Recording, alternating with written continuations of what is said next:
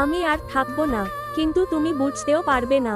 তোমায় আমি ভালোবাসি, এই কথাটা হয়তো কখনো বলা হবে না, তোমার চোখে চোখ রেখে বলতে সাহস হয়নি, হয়তো হবেও না কোনো দিন।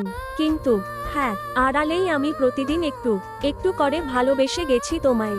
তুমি জানো না, তোমার প্রতিটি হাসি আমার সারাদিনের সুখ হয়ে দাঁড়িয়েছিল।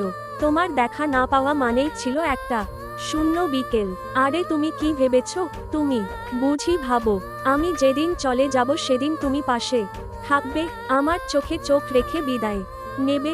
না বন্ধু, তুমি আমার শেষ বিদায় দেখতে পারবে না, কারণ আমি চলে যাব নিঃশব্দে, চুপচাপ, কারো কিছু না জানিয়ে।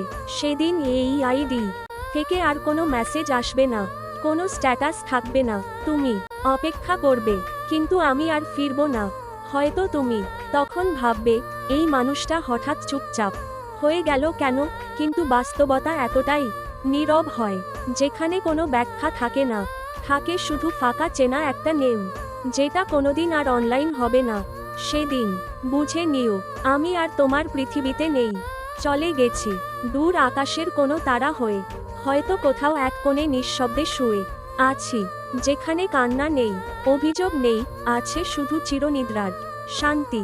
বন্ধু বান্ধব কাছের মানুষ কারো হয়তো জানাও হবে না, এই মানুষটা একদিন নিঃশব্দে বিদায় নিয়েছে। এই আইডিটার পেছনের সেই হাসি মাখা মুখটা আজ শুধুই স্মৃতি। জানো তো, একটি বাড়িতে মানুষ হয় তিনবার, একবার জন্মের সময়, একবার বিয়েতে, আরেকবার মৃত্যুর সময়, আর তিনবার হয় খাওয়া, একবার নতুন আগমনে, একবার আনন্দের উৎসবে, আর একবার চিরবিদায়ের শেষ দুপুরে। এই যে আমি, এই আইডির মানুষটা একদিন ঠিক সেই তৃতীয়বারের মতো একটি ঘরে শুয়ে থাকবে, নিঃশব্দে, কারো মনে হবে না জানাতে, কারো হাতে থাকবে না খবর পৌঁছানোর ব্যস্ততা। তবে যদি কোনোদিন এই আইডি একেবারে থেমে যায়, দিন যায়, সপ্তাহ যায়, তবুও কিছু না আসে, তবে বুঝে নিও আমি চলে গেছি।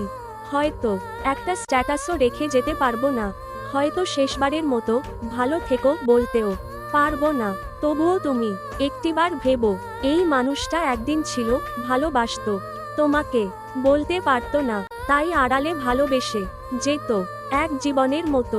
ভালোবাসা সব সময় মুখে বলা হয় না, কখনো তা নিঃশব্দ চলে যাওয়ার মধ্যেই সবচেয়ে জোরে বলে ওঠে।